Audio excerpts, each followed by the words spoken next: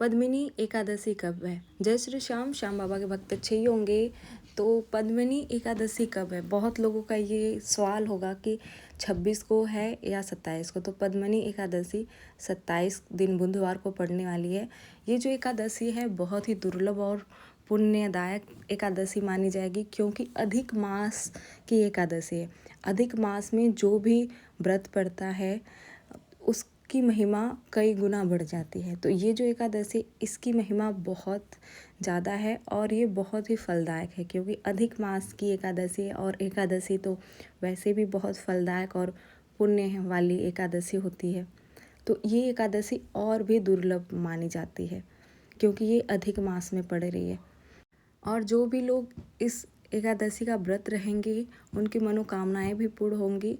और श्याम बाबा की अर्जी लगाना चाहते हैं, श्याम बाबा के बहुत सारे उपाय हैं, करना चाहते हैं तो वो कर सकते हैं, क्योंकि अधिक मास का जो एकादशी है पद्मिनी एकादशी बहुत ही भाग्य से मिलेगी अगर आप इस दिन एकादशी के दिन कोई अपनी मनोकामनाएं अर्जी लगाते हैं तो।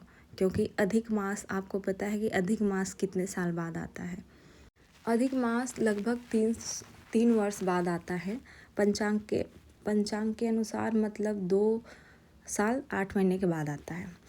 और अधिक मास को पुरुषोत्तम मास भी कहा जाता है। और जो अधिक मास है ये भगवान विष्णु का जो मास होता है, अधिक पुरुषोत्तम मास, ये भगवान विष्णु का महीना माना जाता है। तो ये जो एकादशी है भगवान विष्णु की ही एकादशी होती है और इस दिन श्याम बाबा का भी व्रत रखा जाता है।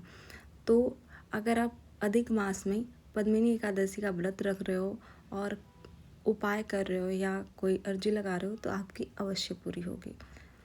पद्मिनी एकादशी का थोड़ा सा कथा भी जान लेते हैं। प्राचीन समय में एक राजा थे, उनका नाम था कृतवीर्य। उनकी रानी का नाम था पद्मिनी। राजा के पास सब सुख था लेकिन संतान नहीं थे। राजा रानी कई वर्षों तक तपस्या भी की लेकिन उनको कोई भी फल प्राप्त नहीं हुआ। एक दिन महातपस्विनी अनसुईया माता के आश्रम पहुँचे। अनसुईया माता ने पद्मिनी से कहा, अधिक मास की शुक्ल पक्ष एकादशी का व्रत, यह जो व्रत है भगवान विष्णु को अत्यंत प्रिय है।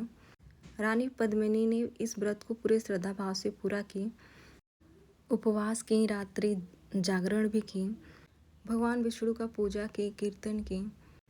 पद्मिनी की भक्ति से प्रसन्न होकर भगवान विष्णु प्रकट हुए और वरदान दिए। बाद में रानी पद्मिनी को अत्यंत तेजस्विनी पुत्र प्राप्त हुआ, जिनका नाम कार्तवीर्य अर्जुन पड़ा। इसीलिए ये एकादशी संतान सुख समृद्धि और पापों से मुक्ति देने वाली मानी जाती है।